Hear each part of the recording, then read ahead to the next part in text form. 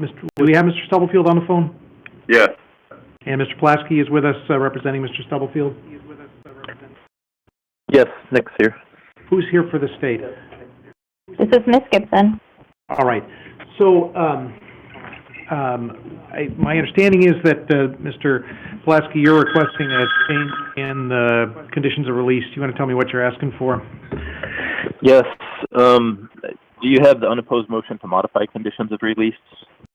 I actually do not have his file in front of me. Okay. At this moment. So when here on the bench. no, I can cover it. I'm getting a little bit of a feedback, so I'm sorry if sometimes the recording gets messed up. When I submitted this, I attached an unopposed motion to modify release in there where I detailed that Mr. Stubblefield, Zach Stubblefield, has a brother whose name is Jason Turner, who is able to provide Mr. Stubblefield with some work. I think he does, it sounds like work on, well, I'll let him fill you in if you need. And in order to accomplish that, I thought the easiest way to do it would be to have Mr. Turner added as a third-party custodian. I ran it by Ms. Gibson, and I'm pretty sure she does not oppose the modification of basically adding Jason Turner as a third-party custodian. Right now on the phone is Jason Turner, the proposed third party, Zachary Stubblefield, the defendant, and his mother, who I forget her name, who is the current third-party custodian. And so I think that all we need to accomplish is you need to review with Mr. Turner, Ms. Stubblefield, and Mr. Stubblefield's mom. Again, I'm sorry, I don't remember your name. I wish I remembered it. Can you just say your name? My name is Marlene Lane. Marlene Lane. Thank you. Okay, I had just found it. I'm sorry. Thank you. I think you need to review with the three of them what it means to have two third parties. I've gone over it with them, including that, when each third party has to be within sight or sound of Mr. Stubblefield at all times. And the biggest flaw in the system is that there has to be sort of a physical handoff where all three people are together when the third-party custodian is transferred, that it's not good to just, pull up in front of a house and say, okay, Mr. Stubblefield, head on in, and then just assume that the other person is there. So that's what I think we're doing, Your Honor. I'll be silent because Ms. Gibson, do you want to comment on that proposal now, or do you want to hear from the custodians first? I think I'll just wait until the custodians speak and we just go over the statutory requirements, Judge. Thank you. Mr. Turner, let's start with you. Is it Jason Turner? Yes. All right.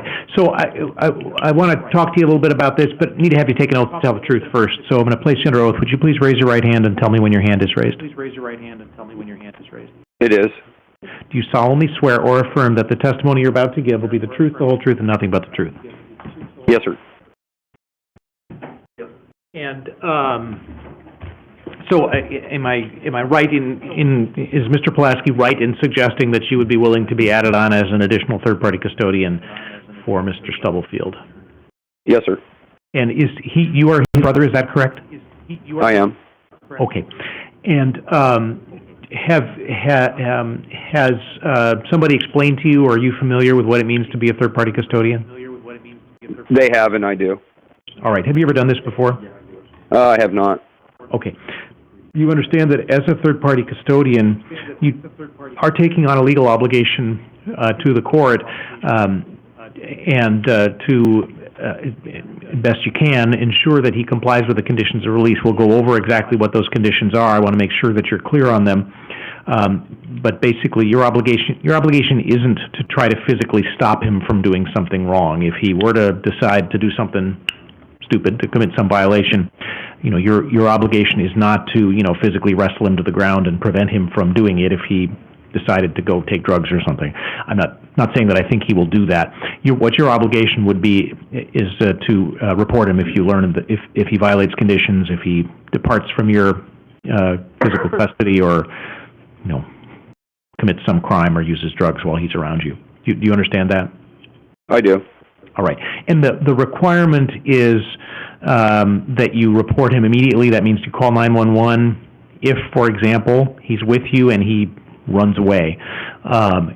Your job is not to go find him, try to track him down, and talk him into staying with you. You pick up the phone, you make the phone call first. Do you understand?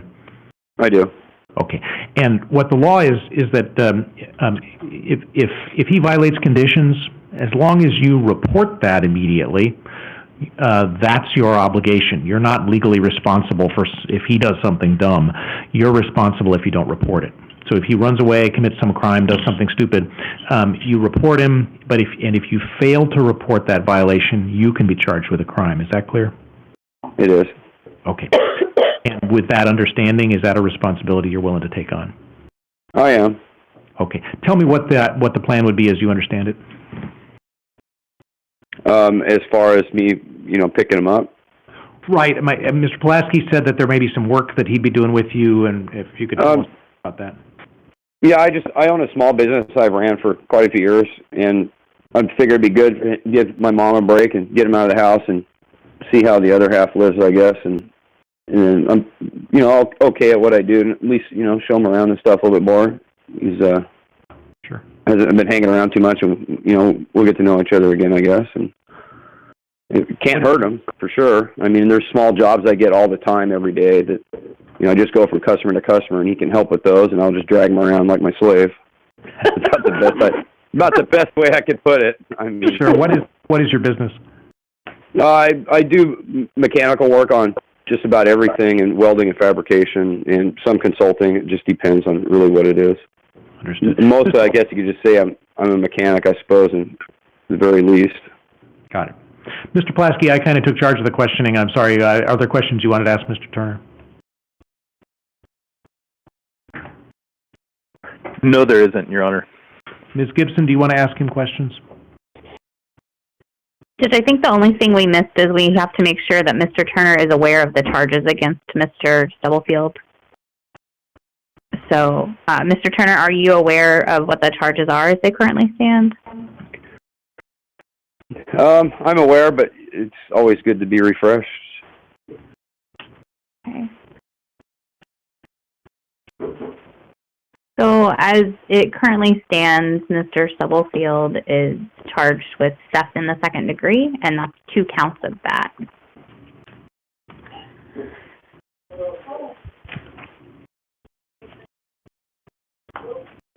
And a theft in the third degree, and of violating conditions of release. And so that means that he was previously released and violated, and I think that's why he now has a third-party custodian, and will have 2. I don't have any other questions, Judge. Thank you. All right. And can I want to clarify I actually think I'm missing a log note. I do have my file in front of me now, but I think it's missing the last log note. Because the court view is showing the next court date as being, actually not, May 13th. Is that counsel's understanding of that? I'm a little confused about the court dates again because I'm missing a log note. That's what I have, Judge, is May 13th at 3:30 p.m. for a sentencing. It looks like in my notes it's a change of plea, but Mr. Pulaski referred to it as a sentencing in his motion. Mr.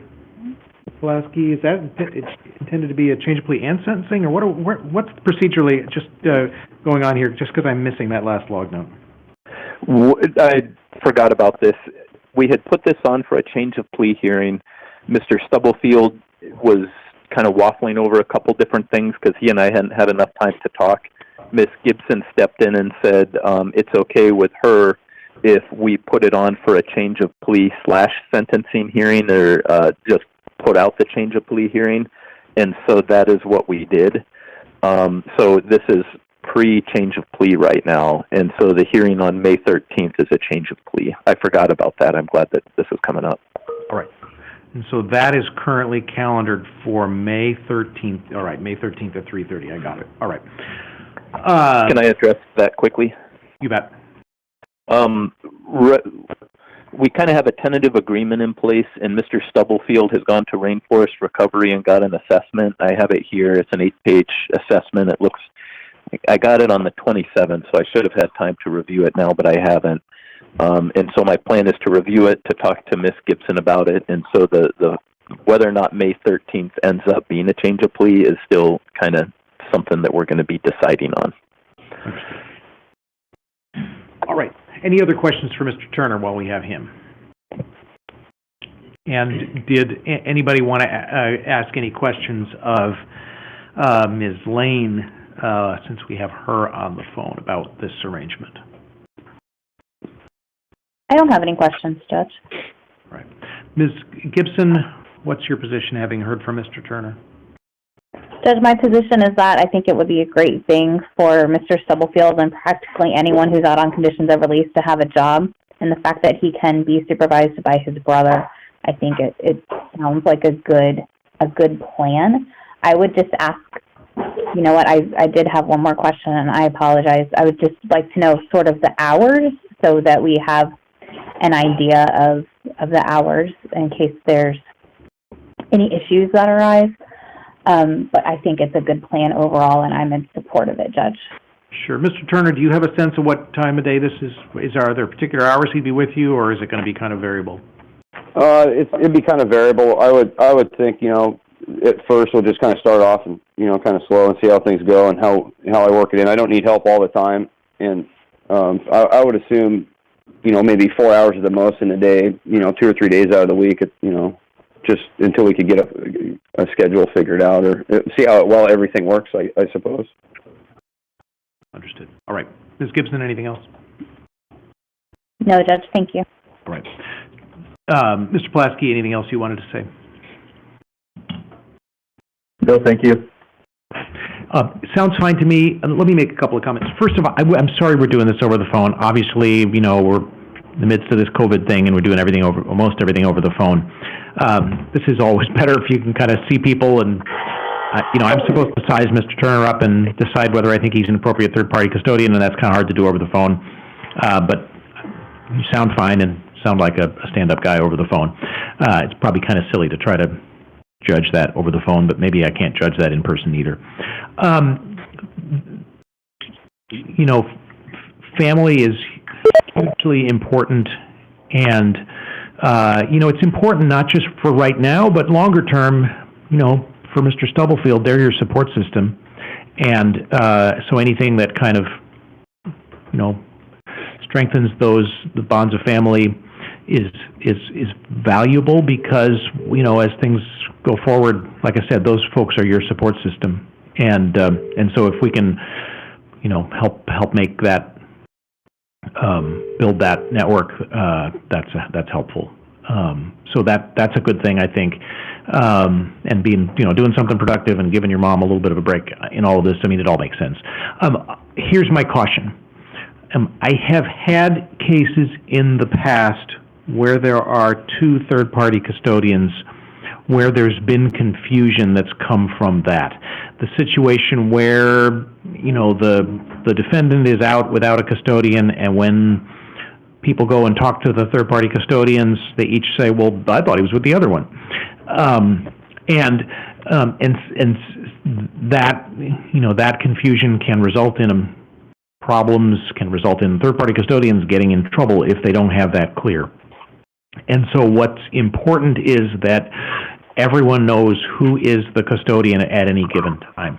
I'm fine with this. I think it's a fine, sounds like a fine arrangement, just as long as you all are careful about that. And the analogy I use, maybe it's silly, but is that it's kind of like when you're the captain of a ship. When the captain leaves the bridge and the first mate takes the wheel, there's a communication that takes place between them. And, you know, I make myself sound silly by saying this, but, you know, when you watch Star Trek and the captain leaves the bridge and hands it over to the first officer, he says, "You have the con." I don't know if they say that on, you know, tugboats too. I'm not sure, but you know, that's kind of what has to happen between the two of you. The two of you is like, well, you've got him now, and that communication has to take place so that everyone knows who the custodian is, so that there isn't that confusion where both people thought the other one was doing it. And there's an actual handoff. The other comment I make for third-party custodians is this is sight or sound. And that's the rule for a third-party custodian. He has to be either in the physical presence of one of you in sight, or he has to be within earshot.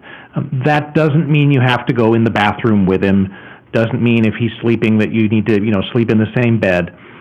You need to be within earshot. I realize the third-party custodians speak. I think I said all of this to Ms. Lane when she was approved, but,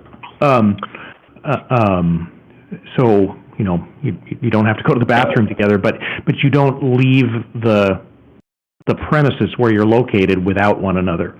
So if somebody steps out front to have a breath of fresh air or smoke a cigarette, the other one goes with them. If somebody goes to the store, you don't leave him behind.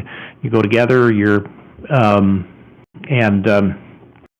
And so that's the requirement, is that you be basically, that you be within sight or sound at all times. Mr. Turner, is all of that clear? It is. Okay. There is an acknowledgement form that Mr. Turner is going to have to sign, and Mr. Pulaski, I don't know if you can make arrangements. Actually, the last thing before I get to that, I do need to go to the last order and find the conditions of release, and I'm just going to run those down so that Mr. Turner is clear on them. The conditions of release are that he is to obey the law, not to commit any crimes. I know you're not a lawyer, but most people know what's illegal, and so he's not to commit any crimes. He's to obey the law. He's to stay in touch with his lawyer. He's not to leave the city and borough of Juneau without written court permission. He's not to, not breaking the law includes not using any controlled substances, and he's subject to testing for those substances by pretrial enforcement. He is not to go to Sportsman's Warehouse, not to have any contact with Sportsman's Warehouse or with two people whose names are involved in this case, and they are Cindy Hudson and Nicole Carson. I don't know if you know who those people are, but he's not to have any contact, direct or indirect, with them. So those are the basic conditions of release. Any questions about any of those things? No, I'm fine. All right. And then it's also a condition of release to make his court appearances, and he has that next court date now scheduled for May 13th at 3:30 p.m. So one of you would need to accompany him. Well, it's going to be telephonic, I'm assuming. All right. And then, Mr. Pulaski, if it's possible for you to get the standard court acknowledgement form of a third-party custodian, and I'm trying to pull up the form number, Mr. Turner's going to have to sign off on that. Yeah, I forgot about that, too. Is it okay if I can figure that out. What I should probably do is just get it, call Mr. Turner, have him come to my office, sign it, and then bring it back in. Is that what you have in mind? I think that would be fine. It's CR 224 is the form. If you want to go on the website, you can print it off and have him sign it. It's not on the... Sorry, I'm sorry that I'm interjecting. Yep. 224 is not on the website here. Then I believe I can email it to you. They go 212 to 225, so there's a bunch of ones that they're skipping on the website here. So I've got the PDF, and I can email. Ms. Gibson, any objection to me just emailing it directly to Mr. Pulaski? None at all. Okay, and Mr. Turner, I'll get in touch with you. I'll have you come by my office at some point today if you're in the Valley to sign it, and then we'll get it in. You can even email it. If you email it to him, he can sign it and scan it back if he has a scanner. Whatever works is fine as long as it gets to the court. All right. I think that covers it, unless counsel thinks there's anything else we haven't done. All right. Then that'll be the order, and we'll see you next time. Thank you all. Mr. Pulaski, if you want to stay on the line, I think we're getting Mr. Schilts patched in as well next hearing. Great. Mr. Turner, I have a hearing I'm about to start, so I'm going to call you in about 20 minutes, okay? Okay, that works. Great. Are you in the Valley? I am. Oh, okay. Great. Thank you. And Ms. Gibson, for staying on the line for that hearing as well. Yes, Judge. All right, you guys are good? We're all good. Thank you all. Yep. Thank you. Thanks. Have a good day. Bye. So, we... Schilts, I don't know if we were going to... We're calling them. Wasn't able to get Lemon Creek until probably still. Yep. Right.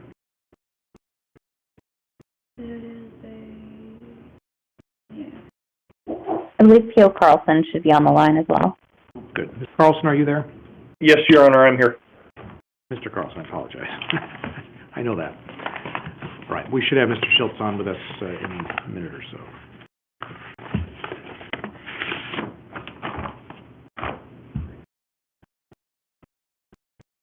So I'm going to need to have Keith to get do the fingerprint form for him also. Yeah, I sent it to her, and I think she sent it over already. Okay. Right.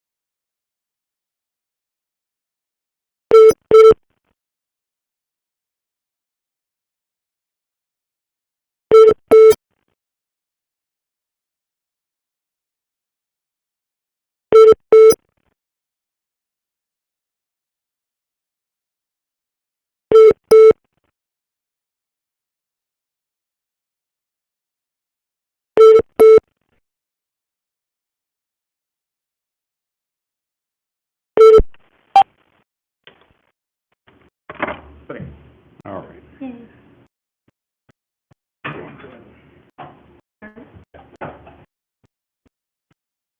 We're on record in State of Alaska versus Russell Schilts. This is Judge Pallenberg. We are telephonic. We have Mr. Schilts, I believe, on the phone from Lemon Creek. We had him on a video earlier today, and I messed that up by having to come back later in the day. Mr. Schilts, can you hear me okay? Yes, I can hear you, sir. Mr. Pulaski, are you still with us? Yes. Ms. Gibson, are you still with us? Yes, Judge. And P.O. Carlson, you're on the line? Yes, Your Honor. All right. So, matters on for sentencing today. We have, I have received and I read the pre-sentence report, updated pre-sentence report, which had a bunch of attachments. Mr. Carlson, any corrections or updates to that you're aware of? Not that I'm aware of, sir. Did counsel have any issues with the pre-sentence report, Ms. Gibson? Judge, I just had two spelling things that I thought we should change because they're kind of important. On page 2, under present offense, in the first paragraph, the 5th line, line 5, it says that the vehicle is parked in the woods and it should be in the woods. And then that same paragraph, 9th line, so the second to last line, his lap with a shoulder, it should be a shoulder stock attached to it. Those are both look like typos. Mr. Pulaski, any disagreement with either of those? No. Mr. Carlson, And that's all. Oh, sorry, go ahead. if you would go ahead and you can handwrite those corrections in there, that would work for me. I've done the same on mine. Thank you, sir. And that's all I had for corrections or additions or deletions. All right. Mr. Pulaski, did you have any issues with the report? No. One thing is just clarification, which is that the description in the report of the plea agreement on page 3, towards the bottom, it says to be sentenced to 3 years of active jail time. My understanding is that the agreement is for a 3-year flat time sentence. The statement there at 3 years of active jail time, I suppose, could mean that it permitted the court to impose additional suspended time over and above the 3 years. That was not my understanding, and my understanding was that the agreement called for a 3-year flat time sentence. Am I right in understanding it that way, Counsel? Yes, as you are. All right. Ms. Gibson, did you want to make any comments? I think we could just change that to 3 years flat. I think that would explain the agreement as it is. If we just change the word active to the word flat, that would leave no room for doubt, I suppose. Mr. Pulaski, any problem with just making that change? No, that sounds fine. Mr. Carlson, you want to go ahead and just change that, page 3, change the word active to the word flat? Yes, Your Honor. Thank you. Ms. Gibson, comments?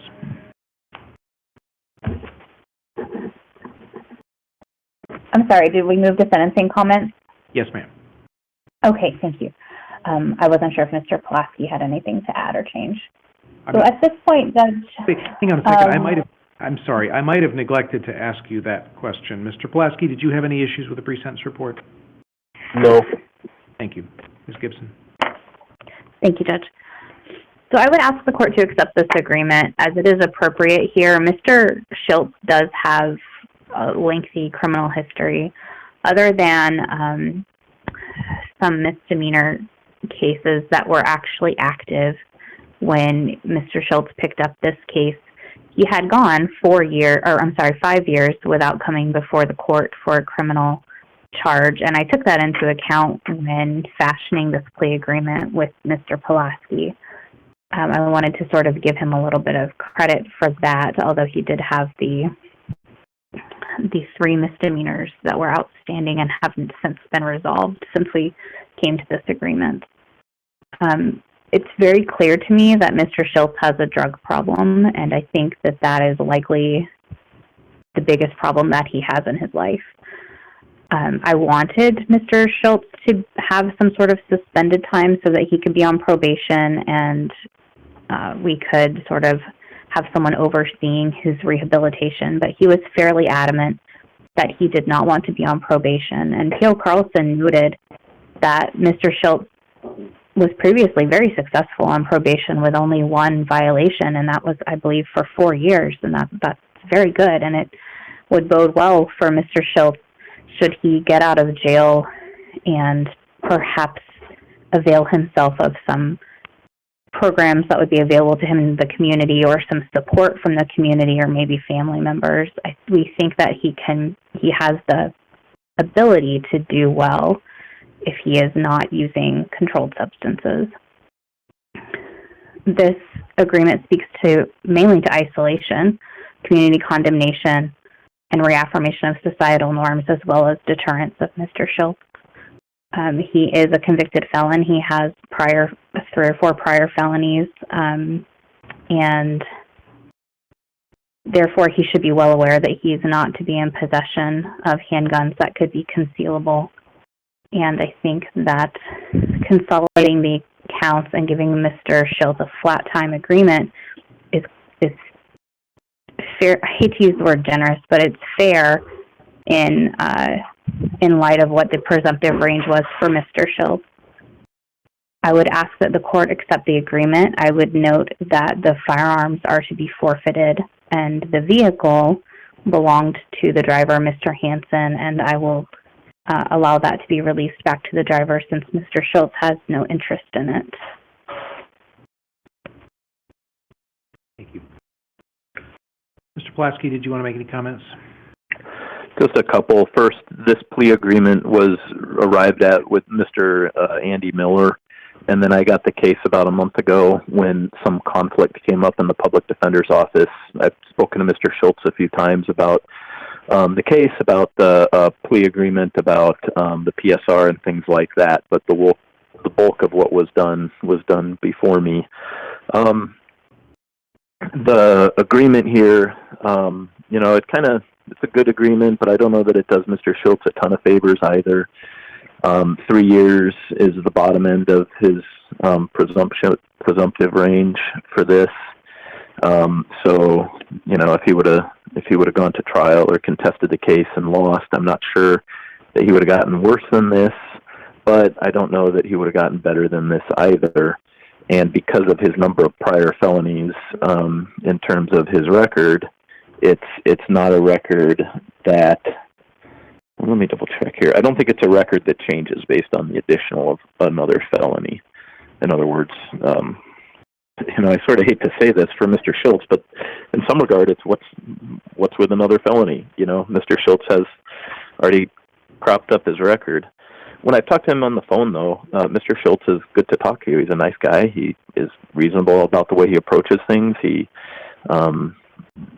seems like if he weren't in a situation where drugs were there, things would be very different from Mr. Schilts. And so I kind of hope that as things go by, that changes for him in his future. A final comment I guess I'll make, and it's not a beef with anybody here at all, but the legislature sometimes just makes so many different types of things felonies that I kind of think sometimes a misdemeanor isn't nothing. And here, what it is Mr. Schilts. I don't know why this conduct is a felony sometimes. Mr. Schilts was passed out based on his use of controlled substances, so there's a drug thing there. There's some suggestion that this gun or something went missing in a Rayco theft at some point in time, but there's no connection to Mr. Schilts on that. So what we're left with is just, he had a gun, not using it, not threatening to use it, just there with it. And so I think sometimes that, that there's so many different ways to become a felon in there's so many different ways to become a felon, and this is one of them. And Mr. Schilts has eaten a felony in 3 years because of it. And like I said, I don't have any beef with anybody in this room over it, but I don't know if we were to recreate the law from scratch, if everybody would agree that this type of conduct deserves to be made into a felony. I think that if the handgun is being used or threatened to be used or used in connection to a robbery or something like that, it's different. But here, it was with them. I guess that's all I have to say. I didn't get to know Mr. Schilts too well as we went over this. Mr. Schilts, give me a call after this, and we can go over a couple different things that I wanted to talk to you about. But Ms. Gibson's deal is a nice deal. He's not going to be on probation. He's going to have parole. He'll have to address some things through that, I'm sure. And I hope he'll come out of this and start doing well. So that's what I have to say, Your Honor. Thank you. Thank you. Mr. Schilts, you don't have to say anything, but you have a right to say anything at all that you want to say before sentence is imposed. Anything you want to say? First, I'd like to apologize earlier for looking like Chewbacca. I was not aware that you were going to see me, so I apologize for not presenting myself a little better for you. I've learned a few things through this particular stretch.